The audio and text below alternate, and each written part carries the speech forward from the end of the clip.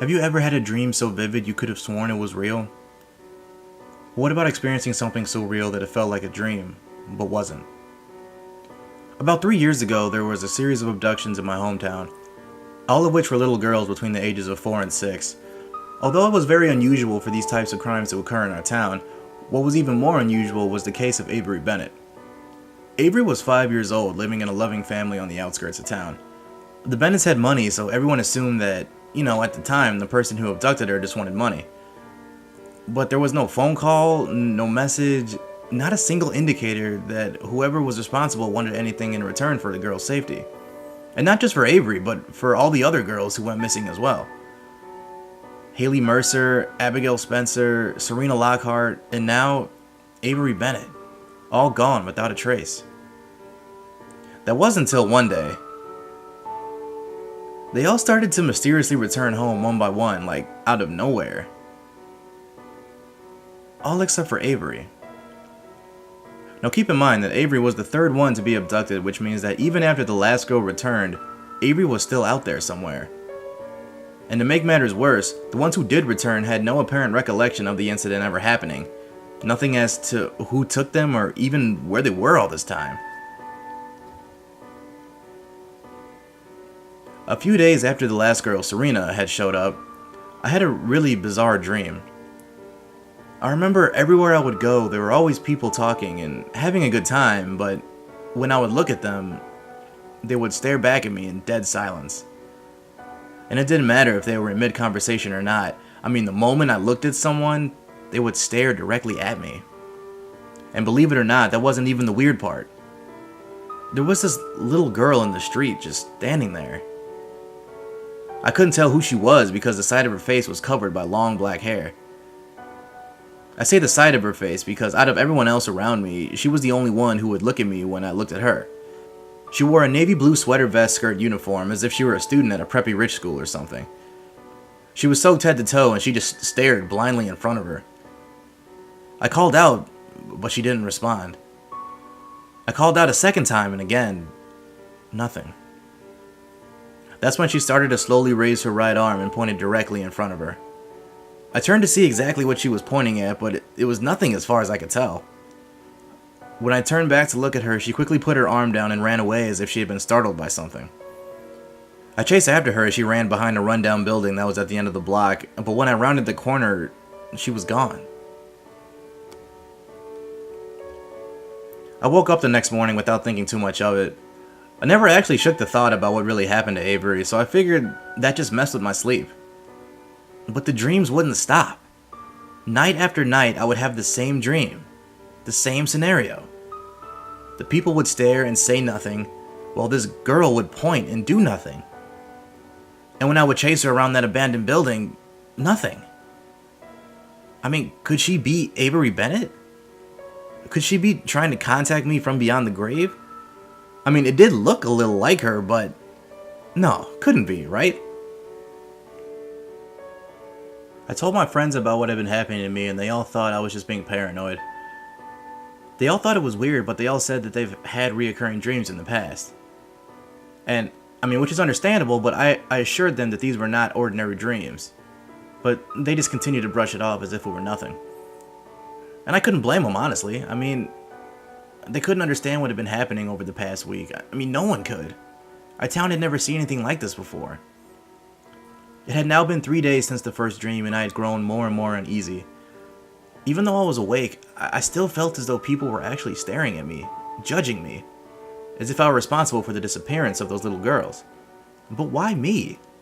What did I have to do with all of this? I was just a normal high school student before any of this happened, and now I felt as though I was an outcast. No, I really am just being paranoid. But then again, what was up with that little girl from the dreams? Was she really trying to tell me something? Was there really something more to these kidnappings that the town didn't dare to question? Snap out of it! I just need to get home and clear my head. Rain started to pour down as I walked home from school.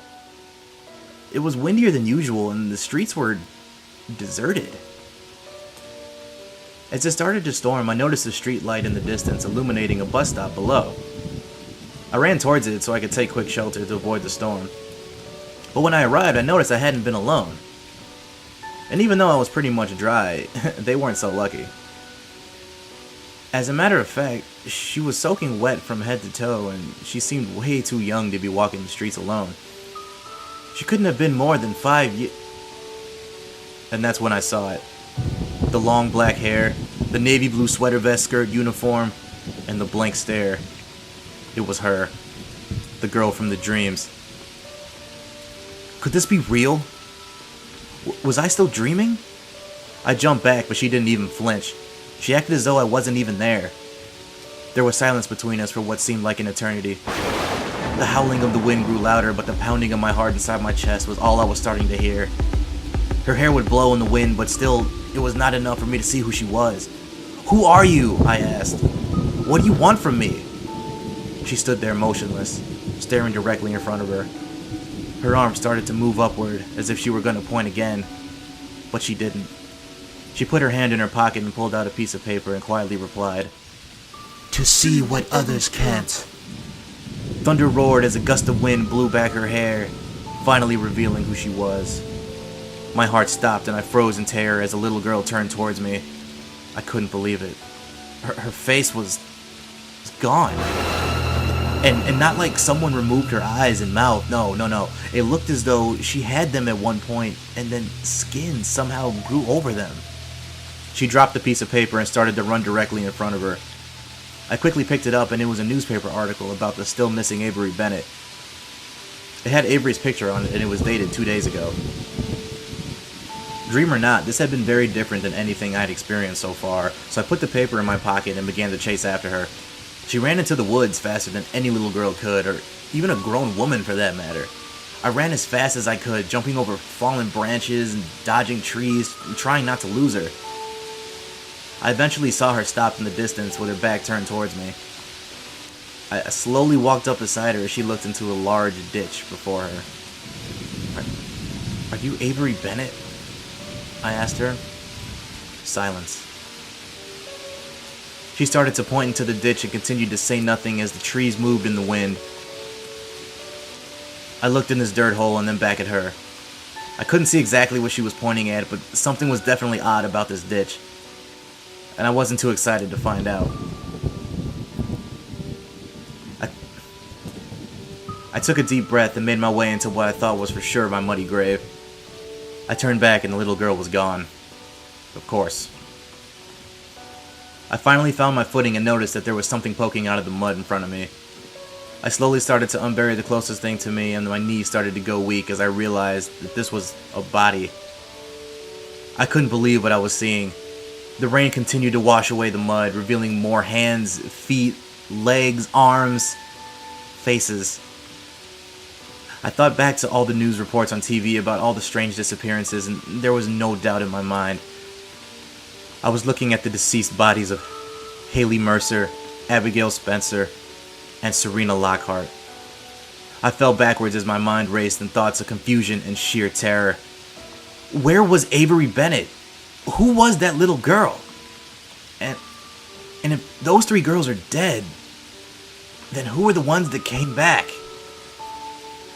Scared for my life, I quickly got up and climbed out of the ditch. The girl without a face had reappeared in front of me as if to stop me from escaping. I screamed and then... silence. I don't remember much of what happened later that night, but I woke up the next morning in my bed. The sun was shining through my window and I could smell Mom's cooking coming from downstairs. Had this all really been a dream? I guess my friends were right. I really was just being paranoid. I felt very relieved as I got out of bed and started to get dressed. I put my pants on and my heart stopped as I heard a slight crunch coming from the pocket. I reached in and pulled out a newspaper article about the still missing Avery Bennett that was dated 3 days ago.